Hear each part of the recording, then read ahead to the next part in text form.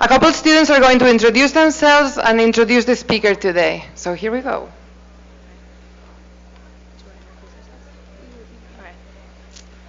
Hi, I'm Jordan. Hi, I'm Danielle. And we're in the United Nations class that met with the speaker this morning. So, Lina Sergie Attar is a Syrian-American writer and architect who lived in Aleppo, Syria for 10 years and helped to co-found the nonprofit Karam Foundation. Karam in Arabic means generosity, and the Kadam Foundation is dedicated to providing smart aid to victims of the humanitarian crisis in Syria. To date, the Kadam Foundation has helped to feed over 1,000 families, heat over 1,000 homes and schools, provide 30,000 boxes of baby formula, sponsor the education of 50 refugee children, and provide 4 ambulances to search and rescue teams in Syria. Ms. Attar co-developed the Foundation's education and leadership initiatives for displaced Syrian youth. She frequently travels to the Syrian border in Turkey to personally run the Smart Aid initiative.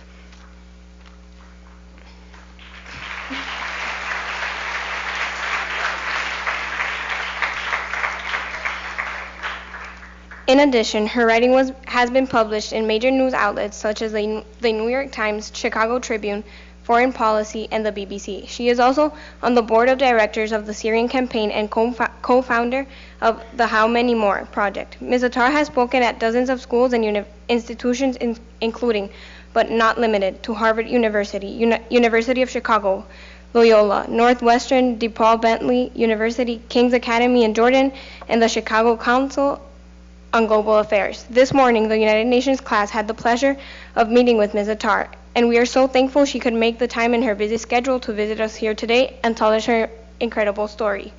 Please welcome Ms. Sergie Attar.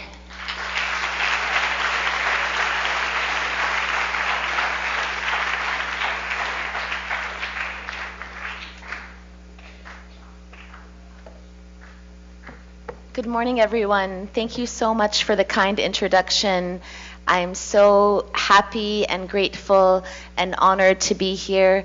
It's my second time here at Exeter. I came in February for Syria Week and was part of an evening panel. Wasn't able to do the assembly, but I attended one. And this is very daunting, the view from here with this great audience. And I'm really, really grateful that you're all here to listen to about what I have to say about Syria and about Kadam Foundation's work, and how, most importantly, you all can be involved and should be involved in helping Syrian refugees, Syrian teens, and also global people around the world build their own futures as you yourselves are embarking on building your future. Over the past 5 years, I, like millions of Syrians, have had to redefine what home means to me after losing our homes, our cities, our towns, and slowly, as it seems, our country. It has been one of the most painful experiences that anyone can imagine, to go through so many layers of loss of people, memories, and in some ways our core identities as Syrians. To be Syrian today means that you have experienced loss.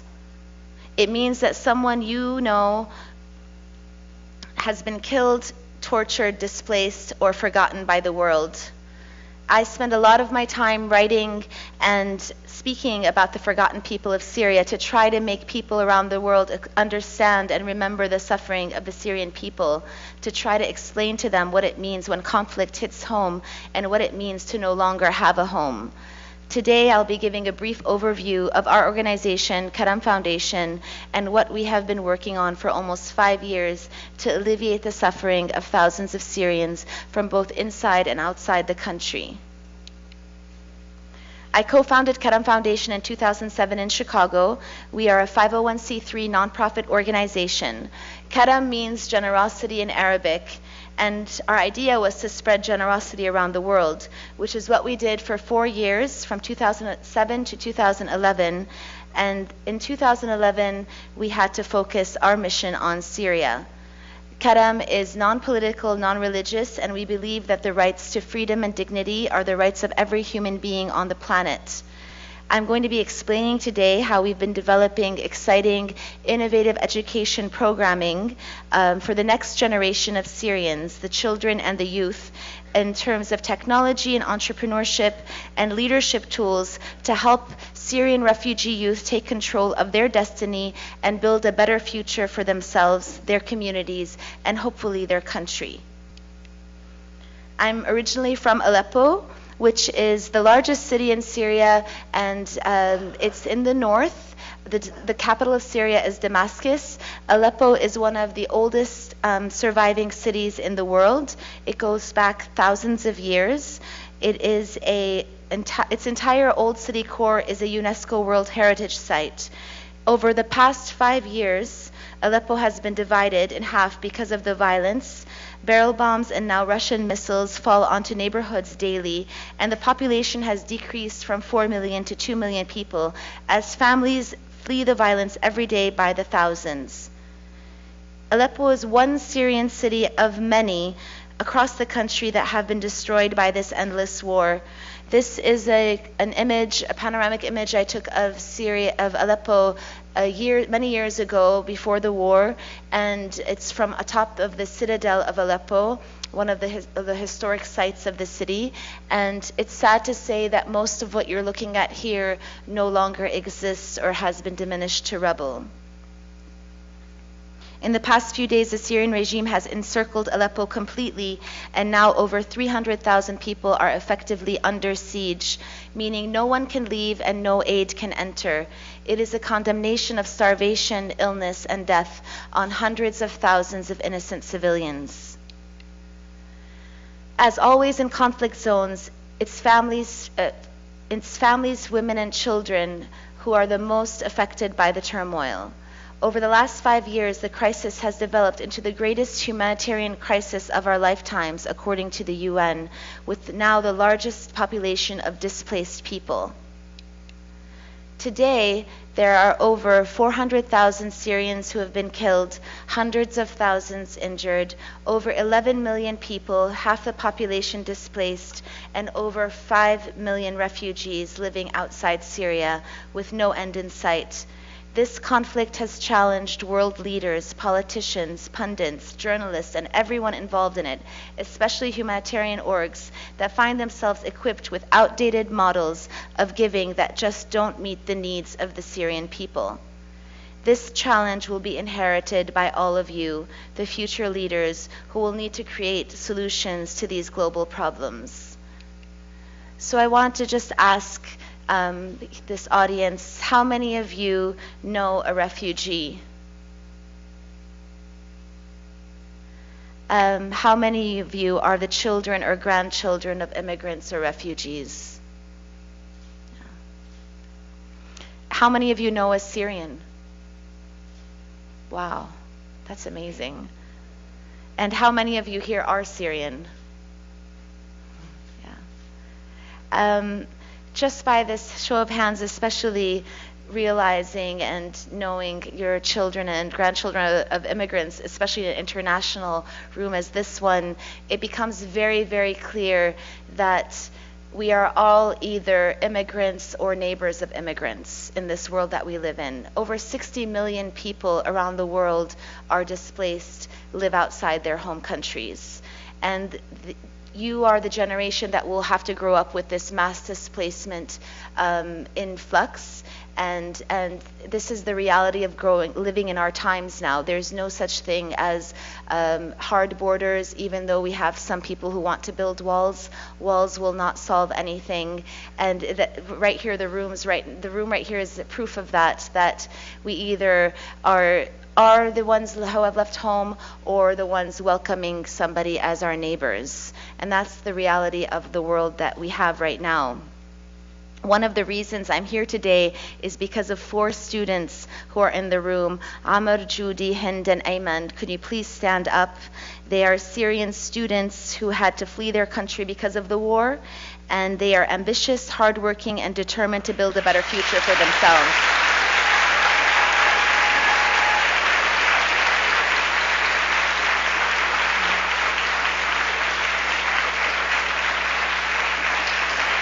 Thank you.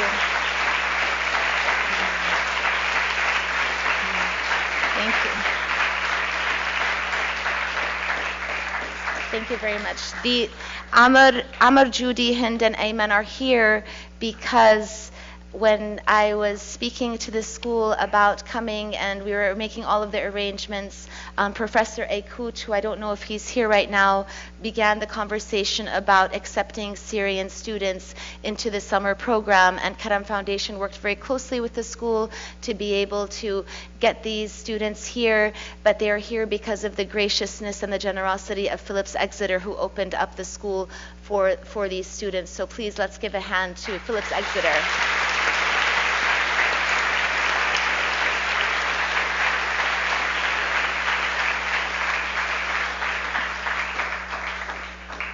At Kadam Foundation, we have decided that one of the most impactful ways to make a change in this crisis is to invest our efforts and resources into young women and men like these 4 students. We need leaders who are committed to building and rebuilding communities, restoring peace, and seeking justice. Although the crisis is massive in scale, there is so much we can do to change the lives of Syrians in need. Investing in Syrian youth's future means we are helping to take part in our connected world that is open with possibility and opportunity. At Kadam Foundation, we believe in something called Smart Aid, which is aid that is long-term, deep impact, community-driven, and sustainable programming that empowers Syrian families and youth with the tools, skills, and funds to build a better future for themselves. We believe that providing innovative education, entrepreneurial training to Syrian refugees motivates them to become productive citizens in their host countries now and hopefully be able to build a brighter Syria in the future. Syrian youth are thirsty for knowledge and ambitious in their dreams. Supporting Syrian families on the Turkish border while providing educational tools for their children's future could actually stop a family from making the devastating choice to embark on a dangerous smuggling route to Europe, and makes the chance they will eventually return to their homes in Syria much greater. The Kadam Leadership Program is dedicated to Syrian refugee youth to provide mentorship, technological, and entrepreneurial skills and tools to Syrian refugee youth in order for them to build a future for themselves. So I'm going to show you a few images of the work that we do with Syrian refugee youth on the southern Turkish border with Syria. And we're about to embark on our 8th mission on Thursday in Turkey. And these are some images from the past few years of what we've been doing with the kids in different skills like art, sports. Here we have a journalist and one of the chess mentors with a Syrian refugee school. We focus definitely on holistic wellness and psychosocial support.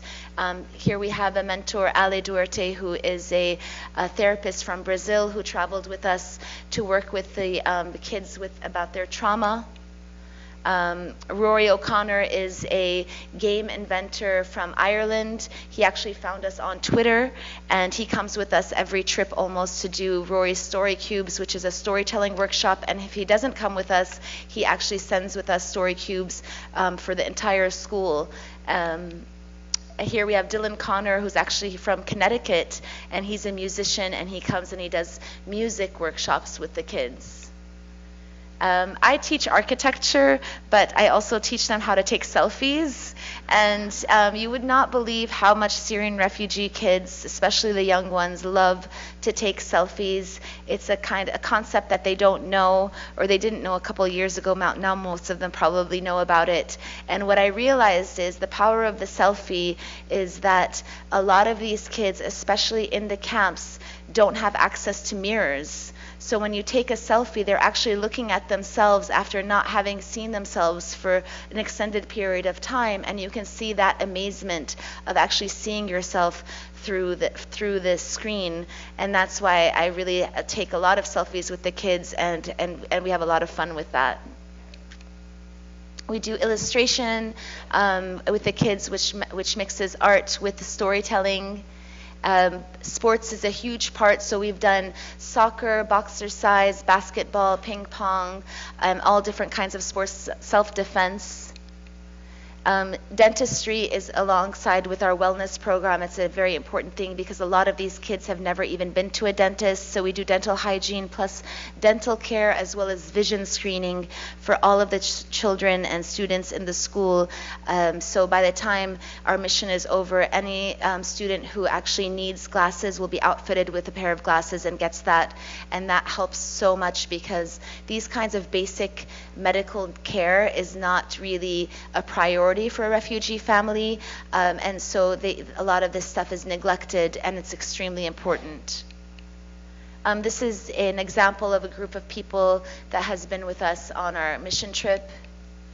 We've built computer labs in schools to serve the kids and have them continue on with their technology and entrepreneurship and coding programs that we start with them during the mission. Here's another group from a different mission. And chess we've done with the teenagers, coding, and video editing was very, very popular with the students as well as journalism. And in our last trip, we actually did for the first time student council, which was very interesting, where we had 2 mentors come in and teach the kids the basics of democracy and move them from the idea and the concept of having a student council and why you would like to have a student council to represent you in your school to the end. By the last day of the mission, they actually were able to vote for the president of the student council and the student council body. We've done Hour of Code with Syrian refugee kids over the past couple of years. And so here you can see students that we've worked with in the past doing hours of code and actually telling us what their dreams are for the future. And there's a short video that I'd like to show now, which actually shows you all of this stuff in action.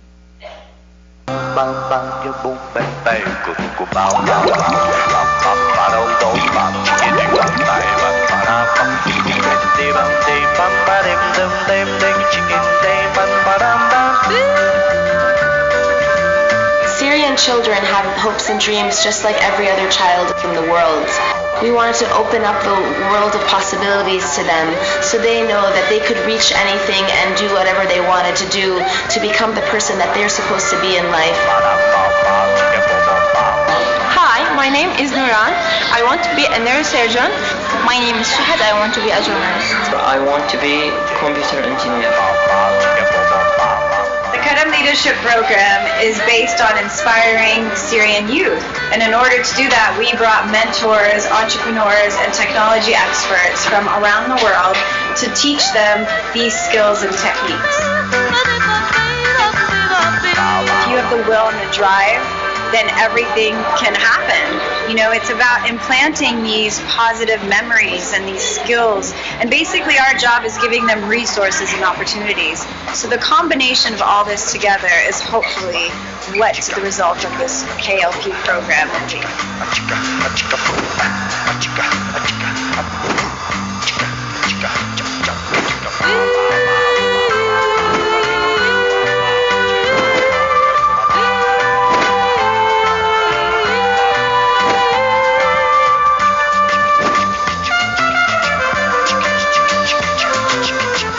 That they can see the future in a different way.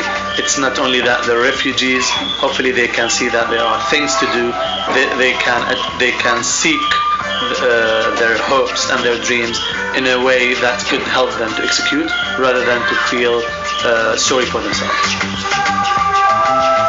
Well, usually when you go to a refugee place, you think that people are going to be sad, you don't know what to expect, and you get here and there's so much energy, positiveness. People are really learning, running, creating, doing. It's incredibly powerful. So I found that the students are very willing to become involved with us. No matter what I'm doing, whether I'm playing chess or spinning a basketball on my finger or making a handstand, everybody wants to participate and get involved. And it's really quite unbelievable. We were amazed by the level of knowledge of the students and their interest and their curiosity to know more about the Raspberry Pi and why that technology, why coding, what it would bring to them and what they could use it for. Our hope is that these children will take these tools that they've learned during KLP and go back to Syria and become the leaders they were meant to be and rebuild a nation. We can't do any of this work without the support of our donors, generous donors from across the world who donate to Kadam Foundation so we can do these programs for Syrian children. If you'd like to support programs such as KLP, please visit our website at www.kadamfoundation.org.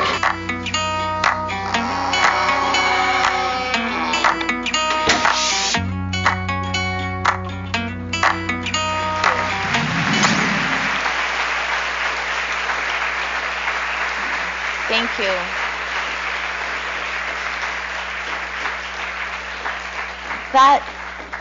That video is about 1.5 years old, and one of the things we did during that mission, which is not shown in this video, it was so last minute, and it goes to show what the actual students drive us to do and challenge us to create, is that they asked one of the journalists who came with us to do a workshop in journalism, and she was there to write a story. She was from the New York Times, and she was there to write a story, and she ended up setting up a whiteboard and a flip chart in the garden. We didn't even have a space for her, and she created a journalism workshop. Afterwards, she continued to work with the students she had on Facebook in private groups for 9 months, came back and did an advanced journalism workshop, and from that workshop 4 students were able to get an internship in journalism in Istanbul, and one of them, Ahmed, was able to have 2 front-page stories as well as get a full-time job as a journalist. So he started this when he attended this mission in 2014. He was 17, and now he's 19 years old and works full-time as a journalist. And so these kinds of things that we do continue to grow beyond even our own expectations. If any of you are interested in journalism, you can see the video from that advanced workshop on our website. But the important part about this kind of work, that when we continue to invest in the students and in the kids, is that there are probably dozens of kids in Rayhanli, the town we work with, whose lives have been impacted by a writing mentor or an artist or a coach, a dentist or a coder. Kids who can imagine a concrete future for themselves because of the people that we bring into their worlds. And this is what inspires us to continue despite all of the odds of scale against us. All of these moments are seeds that we plant in a massive desert, but powerful seeds that can grow and manifest in ways we can't even imagine. And our work was recently described by the UN Foundation as being disruptive in the world of humanitarian aid.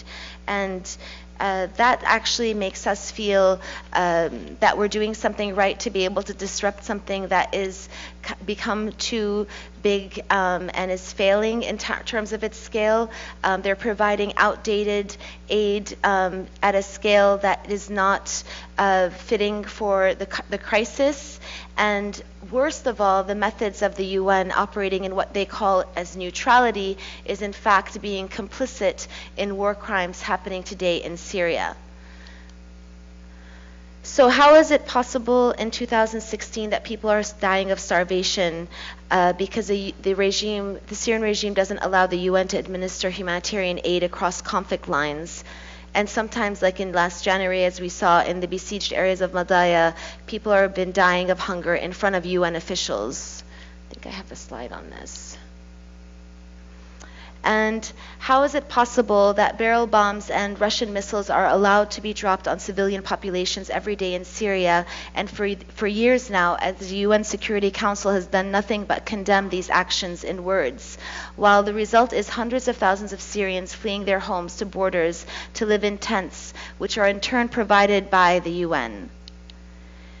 So for those of you who are taking the UN class, and for everybody else, you know that the UN was born out of the premise of never again would a global community watch genocide in silence, and the UN was built so that what is happening in Syria would never be allowed to happen. So where are these universal human rights for Syrians, or for Palestinians, or Iraqis, or Libyans, or Bahrainis, or Yemenis? And the list can go on and on beyond the Middle East into the rest of the world. and injustice is happening across the globe, and injustice is happening right here in our country today. How is any of this possible? But sadly, it is possible, and it is our reality, as if we were living on another planet. After 5 years of watching war, I don't believe in the UN or any political body that claims to have interests of the people at heart. I believe in people like you, people who resist and build and invent and move forward with determination to make small changes that have ripple effects to create waves of change. So I looked up this weekend in preparation for this talk is what is the generation that's the post-millennials, because I think you're all post-millennial generation. And I read that your generation is being considered to be called the founders. Does anybody know actually what the post-millennial generation is called? I've heard, what is it, Generation Z? Yes, I've heard founders, and I've actually read an article that argues that founders is not the right term for your generation, that actually builders would be the right term, because after this age, the millennial age of hacking and disrupting and breaking things down is over. You will be the ones around to build anew. And you have the tools like no other generation before you to build your own new worlds, and quickly.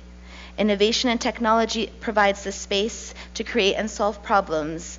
And for your generation, making the world a better place can be a reality, not just an empty corporate model. So the possibilities are endless and in your reach. Find your passion, your niche in the world where you can take your education and skills to make a difference to people's lives. This is our collective obligation as global citizens. If all of us does one thing and inspires everyone we know to do one thing too, the big problems of the world will become smaller. Watching it and not engaging is not an option.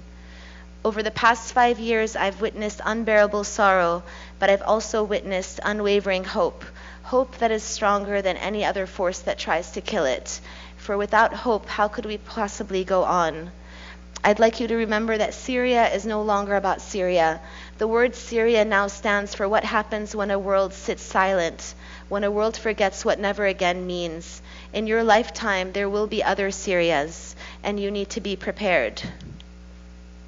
Every 6 months, I tell the Syrian youth I work with in Turkey, you are the future leaders of Syria. Looking at you all today is no different. You are the future leaders of the world. You have many privileges and freedoms that they don't, but many of you have the same challenges. Will you be strong and honest advocates for those whose voices are fainter than yours? Will you demand that the promise of never again, the promise of world peace, of justice and human rights, of health and education for all are realized instead of forgotten? You can start today by introducing yourself to Amr, Judy, Hind, and Ayman. Talk to a Syrian. Talk to people from countries far away from your own. Exchange experiences and ideas. Build bonds of friendship that will last long after these 5 weeks are over. There is so much opportunity for meaningful solidarity right here in this room. This is your world. It's dark and broken, it's overwhelming and terrifying, but it's also filled with promise and hope. This promise and hope is within every single one of you. This is your world. Claim it, challenge it, dream of solutions big and small, invent, and reject every person who tells you that the world is too big, too complicated, and too hard to change. Reject the outdated and failed models and build a model that's better for all of our sakes. Thank you.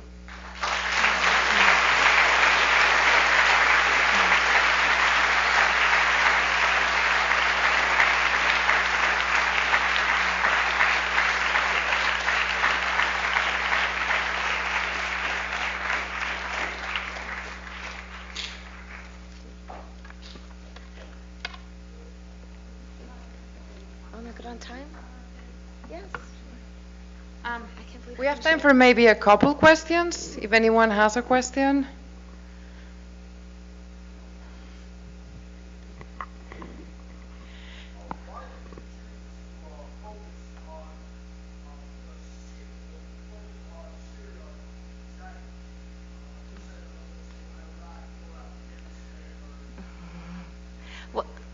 Well, actually, I'm Syrian American, And so when we started Karam, we actually were not focused on Syria. We actually did a lot of work in Iraq for Iraqi refugees, for people in the south side of Chicago, Palestinian projects in Africa, in India.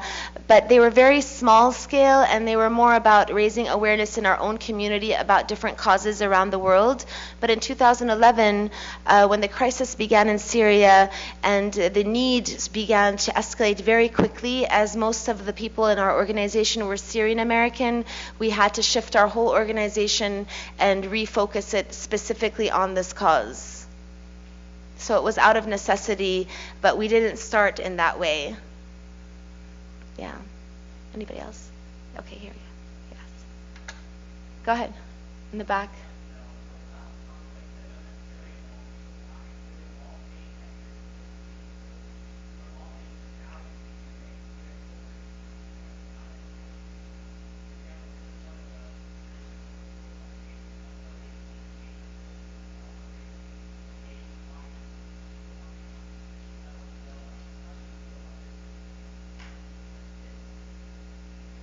So you're talking about the erasing, I couldn't hear all of what you said, but erasing of cultures.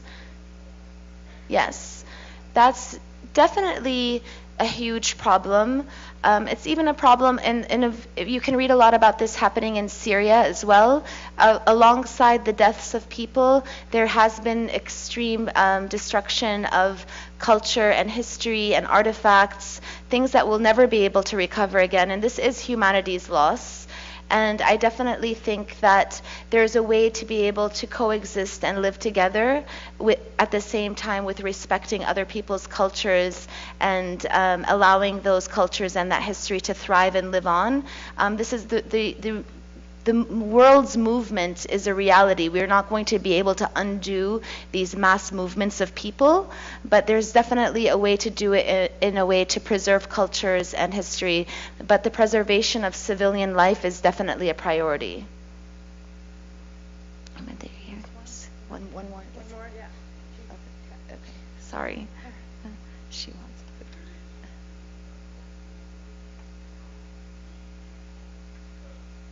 Can you speak up? I can't see you either. Speak up. Yeah. I can't see you either.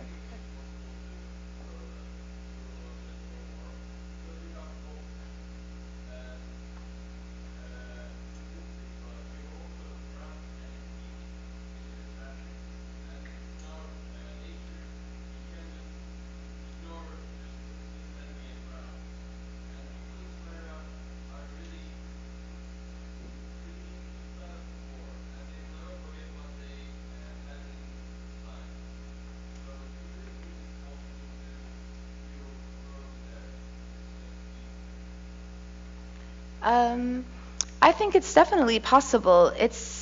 We have history on our side, which wars do not last forever. Every war ends, and there is many models around the world about reconciliation, many models in the world of people who were enemies one day go back to becoming neighbors the next.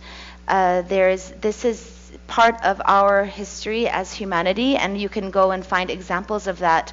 What we don't have is war that lasts forever, and especially in a place like Syria, and especially in a place like Aleppo.